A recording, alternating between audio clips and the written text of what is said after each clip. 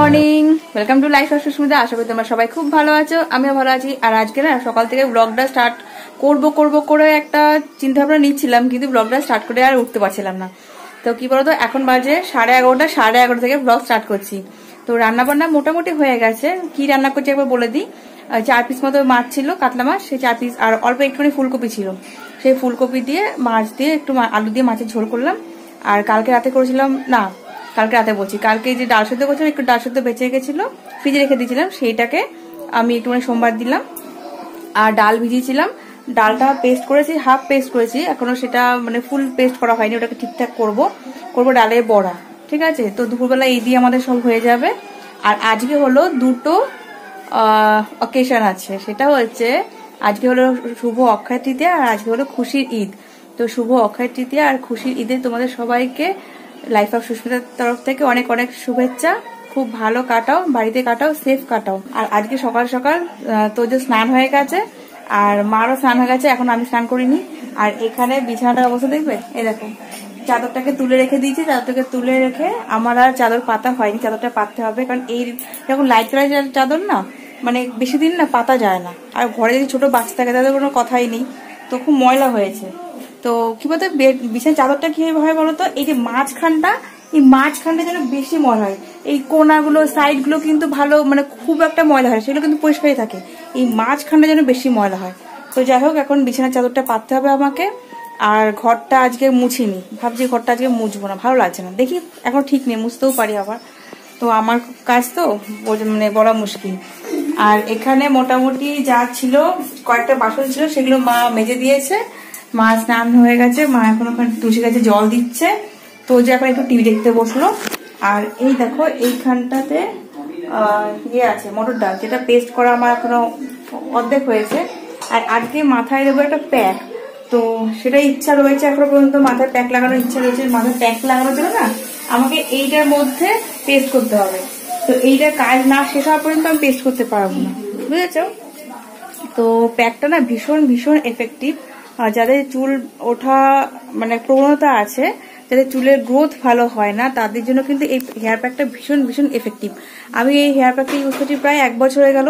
তোমরা ভাবতে পারবে না, আমার চুল মানে হেনা করি যাই করি তবুও না হেয়ার ফল হতো। মানে কলকাতায় আসার পর যেন আমার একটু বেশি মাত্রায় হেয়ার ফল হতো। তো হেনা করার পর থেকে আস্তে জলটা যখন এখানকার জলটা শুট করে গেল, তখন আস্তে হেয়ার ফলের পরিমাণটা কমতে থাকলো, কিন্তু হেয়ার ফল হতো। আর কি বলতো, ডাক্তারি ভাষায় বলে 100 থেকে 150টা নর্মাল, কিন্তু আমি মনে করি কি বলতো, 100 থেকে 150টা যদি চুল পড়ে যায়, তাহলে মাথায় কি থাকবে? মাথায় তার মানে এইগুলো দেখা যাবে না, শুধু সাদা স্ক্যাল্প গুলো দেখা যাবে। তো খুবই একটা মানে বাজে ব্যাপার, সব সময় কেউ সারা দুনিয়ায় চুল পড়ে থাকতো।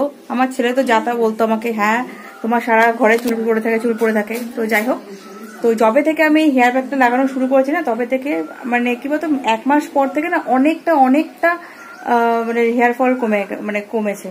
এখন সেরকম ভাবে হেয়ার ফল অতটা হয় না। আগে যখন মাথায় এরকম করে যদি আঙুল দিয়ে যখন টানতাম না, তখন এরকম 3-4টে বেরিয়ে আসছে। তো ঠাকুরের ইচ্ছা এখন সেটা হয় না।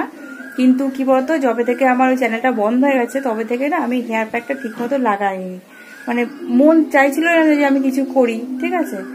তো হেয়ার প্যাকটা লাগানো হয়নি। আমি লাস্ট লাগিয়েছিলাম মনে হয় যবে আমার চ্যানেল বন্ধ হলো তার আগে, তার মাঝখানে এতদিন হয়ে গেছে, প্রায় 1 মাস হতে আসছে, আমি কিন্তু এখনো পর্যন্ত হেয়ার প্যাকটা লাগাইনি। তা ভাবলাম আজকে হেয়ার প্যাকটা লাগাবো।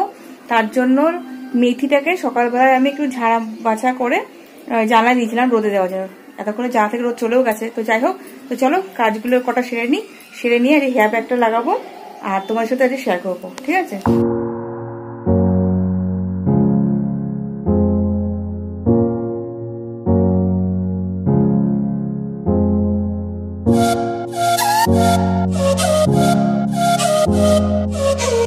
চাদর তো পাতা হয়ে গেছে আমার। আর চাদর পাতার আগে ডালটাকে পেস্ট করে একবারে দেখো সবকিছু দিয়ে দিয়েছি এর মধ্যে। এর মধ্যে আছে দিয়েছি কি বলতো, কালো জিরে, চিনি, লঙ্কার গুঁড়ো, হলুদ, লবণ, ব্যাস দিয়ে এটাকে এখন মাখিনি। এটাকে এভাবে রাখি, এটাকে মাখবো। তার আগে মাথায় দিয়ে নিই, মাথায় দেওয়ার জন্য প্যাকটাকে রেডি করে তারপরে ওটাকে ঠিকঠাক করবো। আর প্যাকটা মাথায় দিয়ে ভাবছি ঘরটা মুছে দেবো, ব্যাস তাহলে হয়ে যাবে। তো এই হেয়ার প্যাকটার জন্য প্রথমে আমি নিচ্ছি 3 থেকে 4 চামচ মেথি পাউডার। এটা একদম ডাস্ট মিহি করা পাউডার। তার সাথে নেব আমি এখানে 3 থেকে 4 চামচ দই, তো যতটা এখানে পরিমাণে নিতে হবে মেথি পাউডার ঠিক ততটা পরিমাণে কিন্তু দইটা নিচ্ছি আমি। তো এটা চুলের লেন্থ অনুযায়ী কিন্তু তোমার এটা ডিপেন্ড করবে। আর নিচ্ছি এখানে একটা ডিম, যেহেতু আমার লেন্থ খুব বড় না চুলের, তাই জন্য একটা ডিম নিচ্ছি। লং হেয়ারের জন্য কিন্তু 2টো ডিম নেওয়া যেতে পারে। আর এখানে নিচ্ছি ওয়াওয়ের অ্যালোভেরা জেল। তোমরা চাইলে বাড়ির যে ন্যাচারাল প্লান্টে যে অ্যালোভেরা জেল হয় সেটাও তোমরা ইউজ করতে পারো। তো এটাকে ভালো করে মিক্স করে কিন্তু 5 থেকে 10 মিনিটের মধ্যে জন্য আমি রেখে দেবো।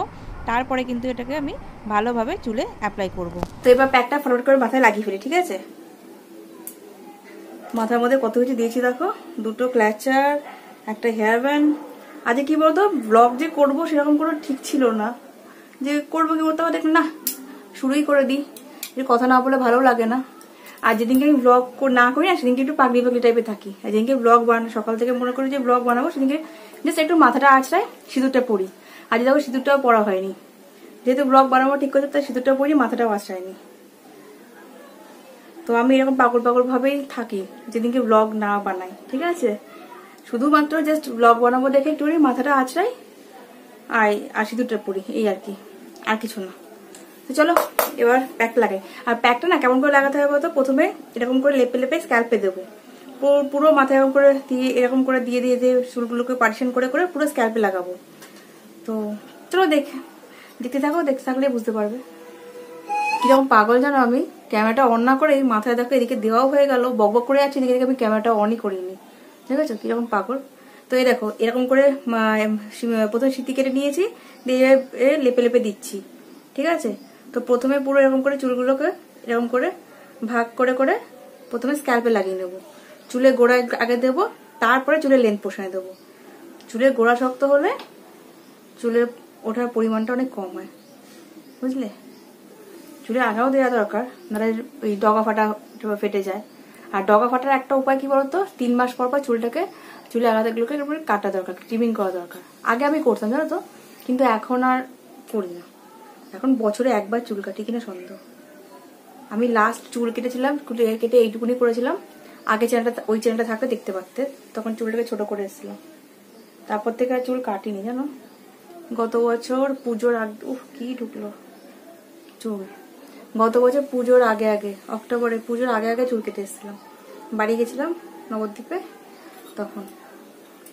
আর এই প্যাকটা লাগানোর পর থেকে হেয়ার ফলটা অনেক কম হয়, তো হচ্ছে তো ওই জন্য চুল কাটার কোনো ইচ্ছা নেই আমার, জানো। চলো এবার লাগিয়ে ফেলি, হ্যাঁ, মাথায়, তারপরে একবার কথা বলছি। তো এইভাবেই দিতে হবে, পুরো স্ক্যাল্পটা দেবো, তারপরে লেন্থ পোর্শনে।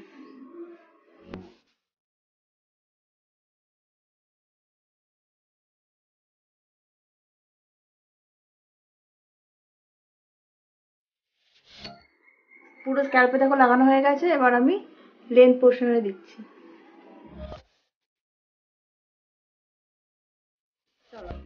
হ্যাঁ, আপনাকে আবার লাগানো হয়ে গেছে, এবার একটা ক্ল্যাচার দিয়ে এটা আটকে নেবো। তবে কি বলতো, মাথায় রাখতে হবে এই প্যাকটা যেন এবার খটখটে করে না মাথায় শুকিয়ে যায়, ঠিক আছে। 40 মিনিট বা 30 মিনিট, 30 থেকে 40 মিনিট মতো রাখলে যথেষ্ট, যার জন্য শুকিয়ে খটখটে না হয়, যেন ভেজা ভেজা ভাবটা থাকে। তার জন্য কিন্তু ফ্যানের নিচে একদম থাকা যাবে না। তো আমি ঘরটা মুছবো, ঘরটা মুছতে তো বেশি টাইম লাগবে না। ঘরটা মুছবো, মুছে 10 মিনিট একটুখানি বসবো, দিয়ে আমি স্নান করতে চলে যাবো। আর স্নান করবো শ্যাম্পু দিয়ে, শ্যাম্পুর পরে কিন্তু কন্ডিশনার অবশ্যই করে লাগাতে হবে, ঠিক আছে। আর তারপরে যদি যেমন সিরাম লাগাও, আমি যেমন লিভন সিরাম লাগাই, তো সেটাই লাগাবো।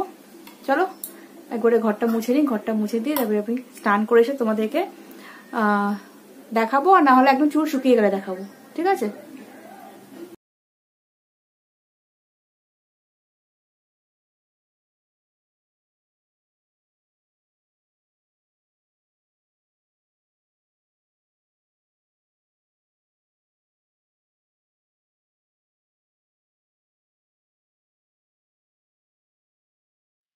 তো তোমাদের সাথে না আমার অনেকক্ষণ পর দেখা হচ্ছে, সেই তোমার সাথে দেখা হচ্ছে যখন প্যাক লাগিয়েছিলাম তখন। আর এখন বাজে কটা বাজে, এখন 8:30 বেজে গেছে। এতক্ষণ রান্না করেছিলাম, অনেক যুদ্ধ করে আসলাম, আর গভর্নমেন্ট সেক্টর অফিস থেকে আসলো, ওকে চাটা করে দিলাম। আর তোমাদেরকে বলছিলাম আমি দেখাবো কেমন হয় চুলটা, ঠিক আছে। তো দেখো চুলটা এত সফট হয় না, এই প্যাকটা হেয়ার প্যাক লাগালে প্রচন্ড সফট হয়, বুঝেছো।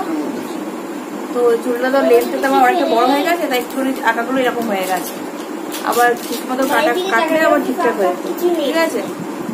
তো দেখো চুলটা আমার যেহেতু এগুলো ছোট ছোট হেয়ারগুলো আছে না, বেবি হেয়ারগুলো, এই জিনিসগুলো একটু পাখি বাসা টাইপের লাগে। এগুলো কোনোদিন ঠিক হবে না। হ্যাঁ, একমাত্র ঠিক হবে যদি আমি স্ট্রেটনিং করাই তাহলে হবে, আর না হলে তোমার তেল দিয়ে মাথায় তাহলে হবে, তাহলে হয়তো এগুলো বসবে, নাহলে আমার এগুলো এরকমই অ্যান্টেনের মতো খারাপ হয়ে থাকে।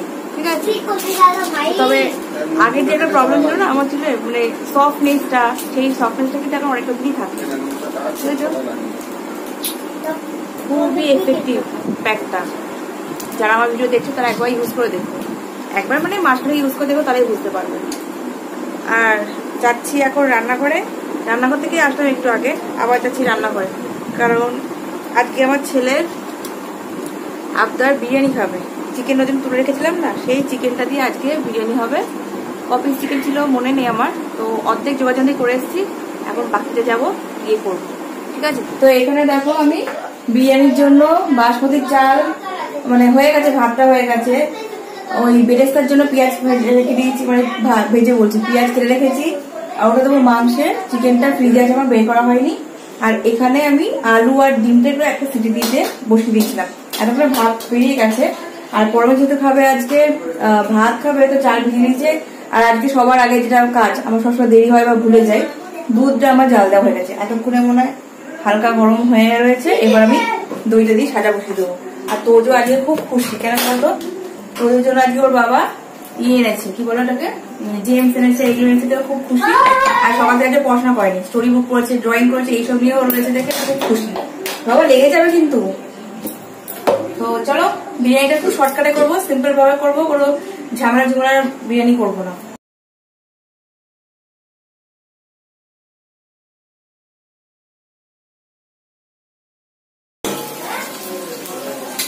পেঁয়াজগুলোকে প্রথমে আমি লাল করে ভেজে নেবো, ভাজা হয়ে গেলে তুলে নেবো। তারপরে আমি এক করে যা যা মাংসটা কষাতে যা যা লাগে সেগুলো সব দিয়ে মাংস দিয়ে দেবো।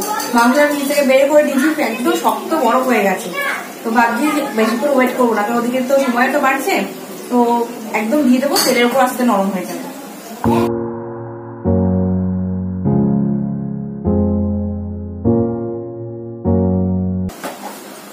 যাদের জাফরান নেই, মানে যেমন জাফরানের প্রচুর দাম, তো সবসময় তো ঘরে এগুলো থাকে না, তো আমি কি করি বলতো, আমি জাফরান ঘরে রাখি না, খাওয়া হয় না সব, কবে কোন কাকে বিরিয়ানি হবে তার জন্য তো রেখে লাভ নেই, বলো কত দামের জিনিস নষ্ট করে লাভ নেই।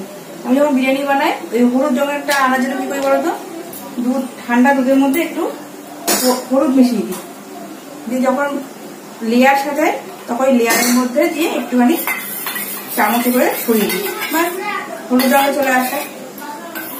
তো আমি এই পদ্ধতিটাই অ্যাপ্লাই করি। ঠিক আছে, তো পেঁয়াজ একটু ভাজা ভাজা হয়ে আসার পর আমি এখানে দিচ্ছি আদা পেস্ট, দেবো কাঁচা লঙ্কা পেস্ট, আর একটু সামান্য জিরে গুঁড়ো দেবো, আর তারপরে দেবো নুন, হলুদ এখানে দেবো না, আর রসুন বাটাটা দিয়ে দিলাম এখানে, আর তারপরে দেবো বিরিয়ানি মশলা। ব্যাস এইটা দিয়ে ভালো করে মশলাটা কষিয়ে নেব। কষিয়ে নেওয়ার পর কিন্তু চিকেনগুলো এখানে আমি ছেড়ে দেবো। তো জিরে গুঁড়োটা দিলাম দেখো। তো বিরিয়ানি মশলাতে খুব বেশি কিছু দেওয়া দরকার পড়ে না, ধনে গুঁড়ো তো এখানে একদমই দেবো না। তো এখানে দিচ্ছি এবার বিরিয়ানি মশলা, এবার মশলাটা খুব ভালো করে কষাবো, কষিয়ে নিয়ে কিন্তু যেরকম বললাম চিকেনটাকে আমি ছেড়ে দেবো। তো চিকেনটাকে দেখো আমি আর ওয়েট করলাম না, তো মানে নর্মাল টেম্পারেচার আসা পর্যন্ত দিয়ে দিলাম। তো ভাবলাম যে গলে যাবে, মানে তাড়াতাড়ি করে হয়তো আগুনের তাপে আসলে পরে তাড়াতাড়ি চিকেনগুলো হয়তো ছেড়ে যাবে, কিন্তু কী বলতো অনেক কাঠখড় পোহাতে হচ্ছিলো, কিছুতেই চিকেনটা না মানে বাগে আনতে পারছিলাম না, কিছুতেই ওটা ছাড়ছিল না, এরকমই একদম শক্ত হয়ে বেঁধেছিল। তো কড়াইয়ে মানে খুন্তি দিয়ে আমি অনেক চেষ্টা করে করে অবশেষে পরে আমি আনতে পেরেছি। তাহলে দেখতে থাকো, তাহলে বুঝতে পারবে। দেখো চিকেনগুলো এখনো পর্যন্ত ছাড়ছেই না, রীতিমতো আমাকে যুদ্ধ করতে হচ্ছে এই চিকেনগুলোকে ছাড়া দেখে। কি কয়েকটা তো ছেড়েছে, 5-6 পিস ছেড়ে গেছে, আর এইগুলো এখন ছাড়ছে না, মানে কত হিট হচ্ছে তবুও এটা মানে আলাদা হচ্ছে না। মানে আগে বিরিয়ানি করতে গিয়ে সত্যি আমাকে যুদ্ধ করতে হচ্ছে, কিন্তু আমারই ভুল জানো তো, ডিপ ফ্রিজে রেখেছিলাম, আগে থেকে বের করে রাখবো তা না, মানে এইসব করতে গিয়ে আমার মাথা থেকে বেরিয়ে গেছে যে ডিপ ফ্রিজে রয়েছে। অবশেষে চিকেন মশাই গলেছে জানো, এই দেখো সব চিকেনগুলো একদম ঠিক হয়ে গেছে, একটু কষ্ট করতে হয়েছে ঠিকই। এবার এই যে গ্রেভিটা আছে এটা একটু টেনে গেলেই, চিকেনটা প্রায় সেদ্ধ হয়ে গেছে, টেনে গেলেই আমি লেয়ার বাই লেয়ার সাজিয়ে ছেলেকে খেতে দিয়ে দেবো। মানে ছেলে আমার অধীর আগ্রহে বসে আছে বিরিয়ানি খাবে, ঠিক আছে।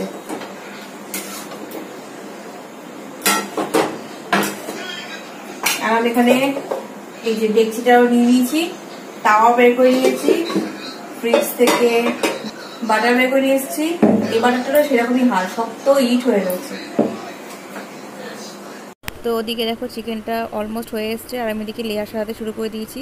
তো ডেকচিটাকে প্রথমে একটু গরম করে নিয়েছি, তারপর দিলাম বাটারটাকে এবার পুরো ডেকচি গায়ে দিয়ে নিচ দিয়ে পুরোপুরি লাগিয়ে নিচ্ছি, যাতে যখন আমি লেয়ার সাজাবো তখন যেন চালগুলো না তলায় লেগে যায়। তো প্রথমে ফার্স্ট লেয়ার দিচ্ছি আমি।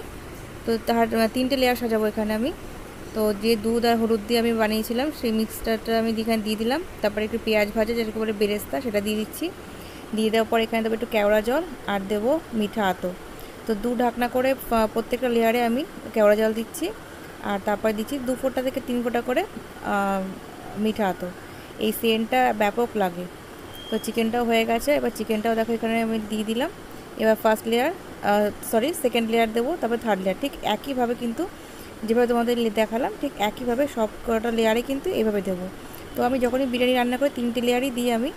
তো 3টে লেয়ারে এক্স্যাক্ট এইভাবেই দিই। আর প্রত্যেকটা লেয়ারে আমি দিই কী বলো তো, 2 ঢাকনা করে কেওড়া জল আর 2 থেকে 3 ফোঁটা করে মিঠা আতর। আর আতরটা দেওয়ার পর এত সুন্দর স্মেল বেরোচ্ছিলো যে বলার মতো না। আমার তো ভীষণ ভালো লাগে এই বিরিয়ানি, এই গন্ধটা, মানে এই গন্ধটাতেই অর্ধেক পেট ভরে যায়। আর যাই হোক, আমার দোকানের থেকে কেন জানি না, আমার যেন নিজের হাতে বিরিয়ানিটাই বেশি খেতে ভালো লাগে। তো বাড়ির সবাই ভালোবাসে, তো যেহেতু ভীষণ ভালোবাসে। তো চলো, লেয়ার প্রায় আমার সাজানো কমপ্লিট। এবার আমি তাওয়াটাকে মিডিয়াম আছে, মানে মিডিয়াম ফ্লেমে রাখবো, তার উপরে এটা ঢাকনা দিয়ে আমি রেখে দেবো। তবে ঢাকনা দেওয়ার সময় একটা কথা বলি, অনেকে কিন্তু আটা দিয়ে মুখটাকে আটকে দেয়, বাট আমি আর আটা ফাটা দিয়ে কিছু আটকে দিই না।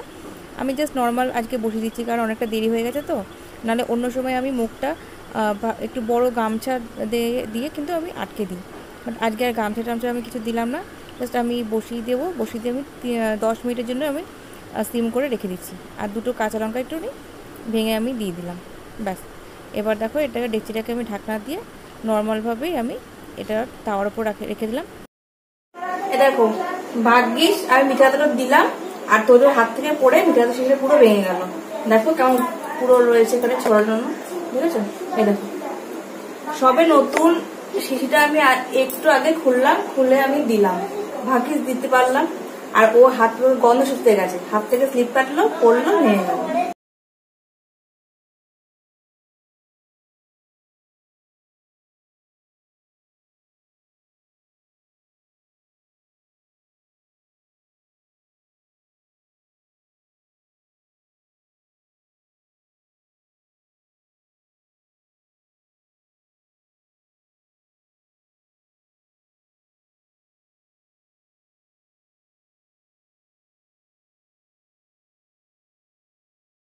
কমপ্লিট হয়ে গেছে রান্না করা। দেখো বাসন টাসন মেজে একবারে সব জল ঝাড়াতে দিয়ে দিয়েছি। আর এখন কটা বাজে বলো তো? এখন বাজে 11:25, না সরি 35, উল্টো দিক থেকে দেখছি তো মনে হচ্ছে 25 মনে হচ্ছে, 11:35। যে যার মতন সবাই ঘরে চলে গেছে, শুয়ে পড়েছে। দুটোই তো ঘর, তো এই ঘরে মা, ওই ঘরে পরমেশ্বর তোজো শুয়ে পড়েছে। এখন মনে হয় ঘুমোয়নি ওরা, কোনো গল্প টল্প শুনছে হয়তো। পরমেশটা প্রত্যেক দিন রাতের বেলায় না ভূতের গল্প শোনে, আর আমার ছেলেরও কি নেশা হয়েছে ওই ভূতের গল্প শুনবে। আমি তো একদমই শুনি না, ওরা বাবা ছেলে শোনে, শুনতে শুনতে ওরা ঘুমিয়ে পড়ে। আমি আমার মতন একটু মোবাইল ঘেটে শুয়ে পড়ি। আর কি বলতো, খেতে খেতে না একটু মানে খবর দেখছিলাম। সারাদিনে এই খাওয়ার টাইমটাই একটুখানি খবরের চ্যানেলটা দেখি, যদিও এখন আমি টিভি অত দেখি না। তো যখন একসাথে খেতে বসি তখন পরে একটু নিউজ চ্যানেলগুলো দেয়। আর তাতে দেখছি কি বলতো, এই যে এখন যে অক্সিজেন বলো, যে ওষুধগুলো আমাদের জীবনদায়ী ওষুধ, সেইগুলো নিয়ে কালোবাজারি হচ্ছে। মানে ভাবা যায় বলো, মানুষ এখনো মানে এটাকে মানুষ বলে ভাবতেও না, লজ্জা বলবো না, ঠিক ঘৃণা করে একটা ব্যাপার বলতে পারো। তো লজ্জা নামক শব্দটা ওদের পক্ষে কম হবে, ঘৃণা বোঝালেও মনে হয় একটু ভালো বোঝানো যাবে। এখন একটা মহামারী চলছে, কোথায় মানুষের পাশে দাঁড়ানোর জন্য কত মানুষ পাশে দাঁড়াচ্ছে, আর কিছু মানুষ এখনো নিজেদের লাভের আশায় এখনো মানুষ মানে এগুলো নিয়ে কালোবাজারি করে যাচ্ছে। মানে এইসব দেখেও না, আমি কিছু পরামর্শকে একটা কথাই বলছিলাম যে এই সময় তো মানুষের এগুলো করতে ইচ্ছা করছে। মানুষ যে কতটা নিচে নামতে পারে এই সমস্ত লোক দেখলে বোঝা যায়, জানো তো। তো চলো আজকের ব্লগটা এখানে শেষ করে দিই। তোমাদের সাথে কথা বলবো দেখে একটুখানি বসলাম। আর ঘুমটাও পাচ্ছে। আর কি বলতো, আমার না এই গাল আর থুতনি মনে হচ্ছে কি আমি এই দুটোকে কি করবো মানে বুঝতে পারছি না। মনে হচ্ছে কি বুঝতে পারছি, দেখো এই মাত্র আমি দেখছি মানে ব্লগটা স্টার্ট করবো, ক্যামেরার দিকে তাকিয়ে দেখছি এইখানটায়। আমি যে এটা কি নতুন না পুরনো, আমার হাত দিয়ে দেখছি বাঁধছে, তার মানে এটা নতুন।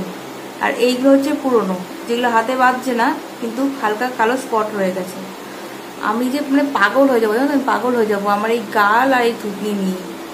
এখানে একটা দাগ দিয়ে গেল আমাকে, কি হলো ভগবান জানে, কি হচ্ছে আমার সাথে। এগুলো কোনো বড় কোনো রোগের লক্ষণ কিনা তাও জানি না। তো যাই হোক, ব্লগটা আজকে এখানে শেষ করলাম। ভালো লাগলে অবশ্যই একটা লাইক করো, চ্যানেলটাকে সাবস্ক্রাইব করো। আর রান্নাঘরটা পুরো ক্লিন করে রেখে এসেছি, শুধু বাসনগুলো জল ঝরার জন্য করে রেখেছি, তাই দেখে মনে হচ্ছে এরকম। আর কি বলতো, আমার ঘর দোর না মোটামুটি আমি চেষ্টা করি সবসময় গুছিয়ে গাছিয়ে রাখার, কিন্তু কি বলতো মানুষ অনুযায়ী না জিনিসপত্র এমন হয়ে গেছে, ছোটোখাটো জিনিস রাখার সেরকম না মানে পজিশন নেই আমার। সবগুলো সামনে থাকে তো ওই জন্য মনে হয় ছড়া ছিটানো। ওই যে কোনো কালকে চাল নিয়ে এসছে, কালকে চাল মানে চালটা বাড়ন্ত হয়ে আসছে, এখনো বাড়ন্ত হয়নি। তো বাড়ন্ত হওয়ার আগে থেকে আমি ওকে বলে দিই যে বাড়ন্ত হয়ে আসছে, তুমি চাল সময় মতো চাল নিয়ে এসো। তো নিয়ে এসছে। এখন চাল যেহেতু চালের ড্রামটা এখন যেহেতু খালি হয়নি, ওটা যখন খালি হবে চালের ড্রামটা একবার ধুয়ে নেবো, ধুয়ে জল ঝরিয়ে শুকিয়ে নিয়ে তারপর আমি চাল ঢালবো। তো আমার যখন এরকম চালটা আসে তখন আমি এটাই করি, তাহলে চালের ড্রামটা পরিষ্কার পরিচ্ছন্ন থাকে। আজকে যেমন ওবেলায় করেছিলাম, ডাস্টবিনটা ক্লিন করলাম। ডাস্টবিনটা কী বলতো সপ্তাহে 3 দিন করে আসেন তো ওই দাদা, তো 3 দিনই আমি পরিষ্কার করতে পারি না। সত্যি কথা বলছি, যেটা আমি করি সেটাই তোমার সাথে শেয়ার করি। যেগুলো আমি করি না সেটা বাড়িয়ে বাড়িয়ে আমি শেয়ার করি না, বলবো না যে আমি এগুলো করি। তো প্রত্যেকদিন তো সম্ভব হয় না আমার, সপ্তাহে 1 দিন করে আমি ওটা ক্লিন করি। আর গার্বেজ ব্যাগগুলো থাকে না, গার্বেজ ব্যাগগুলো আমি ওর মধ্যে দেওয়া থাকে, তো ময়লাটা কম হয়। কিন্তু ওপরে তো থাকে না, ধুলোগুলো জমে, তো সপ্তাহে 1 দিন করে আমি ক্লিন করি। মানে যখন কী বলতো আমার মেন হচ্ছে কী বলতো, কোনো কাজ আমি ফিক্সড করে করি না। হ্যাঁ, যখন সময় সুযোগ বুঝে নিই টুক করে ফেলি যে এই কাজটা আমাকে এই দিনেই করতে হবে, ওই কাজটা আমাকে ওই দিনেই করতে হবে। ছোটো বাচ্চা থাকলে না কোনো কাজ দেবে ফিক্সড দিন করে হয় না। কিন্তু বাচ্চা যতদিন না ঠিকমতো বড় হচ্ছে, নিজে বুঝতে শিখছে, ততদিন কিন্তু এই ফিক্সড ডেট অনুযায়ী কাজ করা হয় না, যেটা আমি একদম করতে পারি না। কারণ কোন দিন কাজের চাপ কম থাকে, কোন দিন থাকে না। কারণ আমার হাজব্যান্ড হচ্ছে একটু খামখেয়াল টাইপের। কোনো দিন বললো আজকে খেয়ে যাবো না, আজকে রান্না করতে হবে না, বা ধরো রান্নাবান্না হয়ে গেল তখন বললো খাবো না। মানে কী বলতো, যেদিনকে রান্নাবান্নাটা ঝামেলাটা কম থাকে টুক করে আমি সেই দিনকে চেষ্টা করি বড় কাজগুলো সেরে নেওয়া। ঠিক আছে, আজকে এখানে শেষ করলাম। ভালো লাগলে অবশ্যই করে একটা লাইক করো, চ্যানেলটাকে সাবস্ক্রাইব করো। ঠিক আছে, পাশে থাকা বেল বাটনটাকেও প্রেস করো, আর শেয়ার করো যদি ভালো লাগে। ফ্রেন্ডস অ্যান্ড ফ্যামিলির সাথেও শেয়ার করো, যাতে আমি একটু তোমাদের হাত ধরে এগোতে পারি। বাই বাই, সবাই খুব ভালো থাকবে, সুস্থ থাকবে, আর অলওয়েজ হ্যাপি থাকবে। বাই।